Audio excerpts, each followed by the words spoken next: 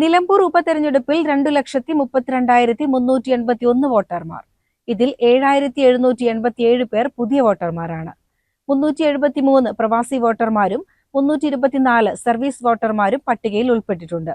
എല്ലാവരും സമ്മതിദാനാവകാശം വിനിയോഗിക്കണമെന്ന് ജില്ലാ കളക്ടർ അഭ്യർത്ഥിച്ചു.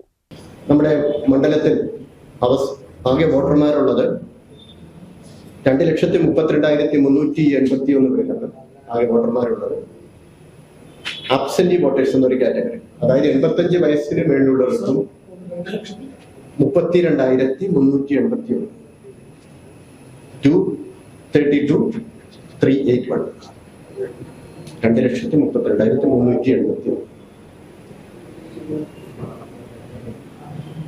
വീടുകളിൽ നിന്ന് വോട്ട് ചെയ്യാനുള്ള അവസരം ചില കാറ്റഗറിയിലുള്ളവർക്കുണ്ട്. 85 വയസ്സിന് മേളിലുള്ളവരും ഫിസിക്കലി ചാലഞ്ചഡ് ആയിട്ടുള്ളവർക്ക് വീടുകളിൽ നിന്ന് വോട്ട് ചെയ്യാനുള്ള സംവിധാനമുണ്ട്. അത് ഇന്നലെ മുതൽ 10-ാം തീയതി മുതൽ 16-ാം തീയതി വരെയാണ്. അങ്ങനെ അതിനുവേണ്ടി 10 ടീമുകളെയാണ് ക്രമീകരിച്ചിരിക്കുന്നത്. ഓരോ ടീമിലും ഒഫീഷ്യൽസും വീഡിയോഗ്രാഫറും പോലീസ് ഉദ്യോഗസ്ഥരും ഒക്കെ ചേർന്നാണ് വീടുകളിൽ സന്ദർശിക്കുന്നത്. അങ്ങനെ 10 ടീമുകൾ കേന്ദ്രീകരിച്ചിട്ടുണ്ട്.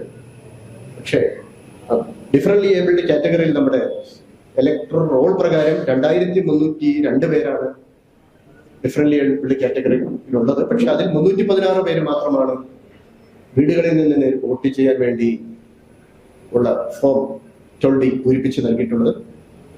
സീനിയർ സിറ്റിസൺസ് 85 വയസ്സിന് മേലുള്ളവർ ഇലക്ടറൽ റോൾ പ്രകാരം 1,370 പേരാണ്. അതിൽ 938 പേരാണ് വീടുകളിൽ നിന്ന് വോട്ട് ചെയ്യാൻ വേണ്ടിയുള്ള സമ്മതപത്രം നൽകിയിട്ടുള്ളത്. മറ്റുള്ളവരെല്ലാം തന്നെ ഈ കാറ്റഗറിയിലുള്ളവരാണെങ്കിലും നേരിട്ട് പോളിംഗ് സ്റ്റേഷനിൽ വന്ന് വോട്ട് ചെയ്യുന്നതിനാണ് അവര് ആഗ്രഹിക്കുന്നത്. അങ്ങനെയുള്ളവർക്ക് വേണ്ടിയുള്ള ക്രമീകരണം, വീൽ ചെയർ പോലെയുള്ള ക്രമീകരണങ്ങൾ പോളിംഗ് സ്റ്റേഷനിൽ ഉണ്ടാകും. വോളണ്ടിയർമാരുണ്ടാകും അവരെ സഹായിക്കുന്നത്. ജൂൺ 19 നടക്കുന്ന നിലമ്പൂർ നിയമസഭാ ഉപതെരഞ്ഞെടുപ്പിനായി തയ്യാറാക്കിയ വോട്ടർ പട്ടികയിൽ ആകെ 2,32,381 പേർ ഉൾപ്പെട്ടിട്ടുണ്ടെന്നും പട്ടികയിലെ എല്ലാവരും സമ്മതിദാനാവകാശം വിനിയോഗിക്കണമെന്നും ജില്ലാ തിരഞ്ഞെടുപ്പ് ഓഫീസർ കൂടിയായ ജില്ലാ കളക്ടർ വി.ആർ. വിനോദ് നിലമ്പൂരിൽ നടത്തിയ വാർത്താ സമ്മേളനത്തിൽ അഭ്യർത്ഥിച്ചു.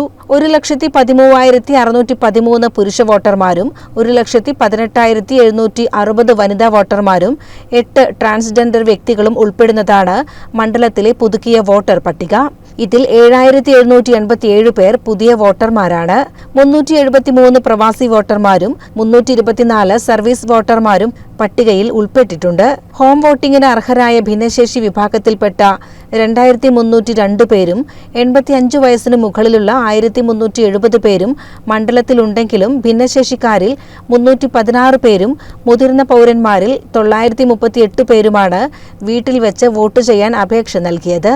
ഇതുപ്രകാരം ഹോം വോട്ടിംഗിന് അനുമതി ലഭിച്ച 1,254 പേർക്കുള്ള വോട്ടെടുപ്പ് തിങ്കളാഴ്ച മുതൽ ആരംഭിച്ചിട്ടുണ്ട്.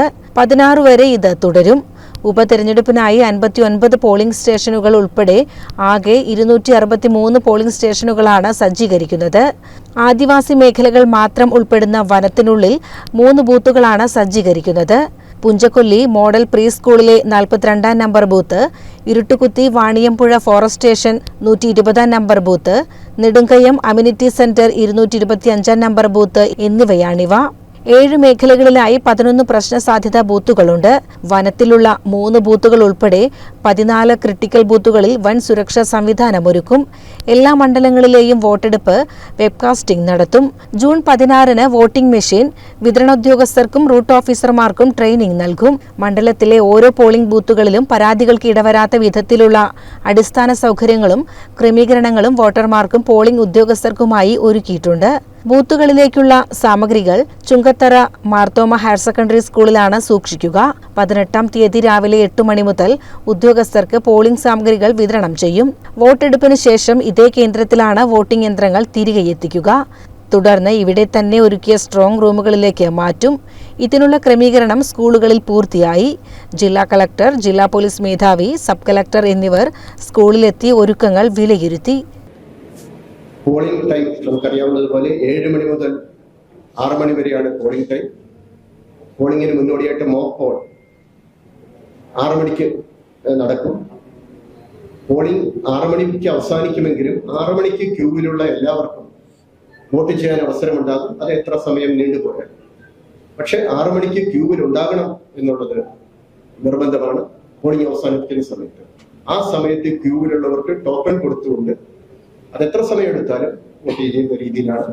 പക്ഷെ 6 മണിക്ക് ശേഷമാണ് ക്യൂവിൽ വന്ന് നിൽക്കുന്നവർക്ക് വോട്ട് ചെയ്യാൻ അവസരമുണ്ടാകും.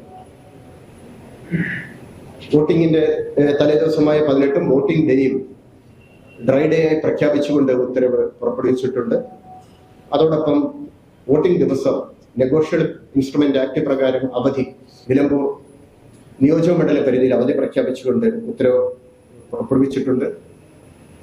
പോളിംഗ് സമയത്ത് പോളിംഗ് സ്റ്റേഷനകത്തേക്ക് മൊബൈൽ ഫോൺസ് അനുവദനീയമല്ല. അതേസമയം ആരെങ്കിലും മൊബൈൽ കൊണ്ടുവന്നാൽ അത് കളക്ട് ചെയ്ത് വെക്കാനുള്ള സംവിധാനം പോളിംഗ് സ്റ്റേഷന് മുമ്പിൽ തന്നെ ക്രമീകരിച്ചിട്ടുണ്ട്. അതിനുവേണ്ടി വോളണ്ടിയർമാരുണ്ടാകും. പോളിംഗ് ഡേക്ക് ഒരു ദിവസം മുമ്പ് പോളിംഗ് ഉദ്യോഗസ്ഥരുടെ 3ാമത്തെ ലെവൽ ഓഫ് റാൻഡമൈസേഷൻ നടക്കും. അതിനു മുമ്പ് 2 റാൻഡമൈസേഷൻ കഴിഞ്ഞിട്ടുണ്ട്. പോളിംഗ് മെറ്റീരിയൽ, ആവശ്യമുള്ള പോളിംഗ് മെറ്റീരിയൽ എല്ലാം തന്നെ ഉണ്ട് എന്നുള്ളത് ഉറപ്പുവരുത്തിയിട്ടുണ്ട്. പോളിംഗ് മെറ്റീരിയലിന്റെ ഡിസ്ട്രിബ്യൂഷൻ നടക്കുന്നത് 18-ാം തീയതിയാണ്. ചുങ്കത്തറ മാർത്തോമ ഹയർ സെക്കൻഡറി സ്കൂളിൽ വെച്ചാണ്. അവിടെ തന്നെയാണ് പോളിംഗിന് ശേഷം കൊണ്ടുവരുന്ന മെറ്റീരിയൽ സ്വീകരിക്കുന്നതും. സ്ട്രോങ് റൂമും അവിടെ തന്നെയാണ് ക്രമീകരിച്ചിരിക്കുന്നത്. CCN മലപ്പുറം.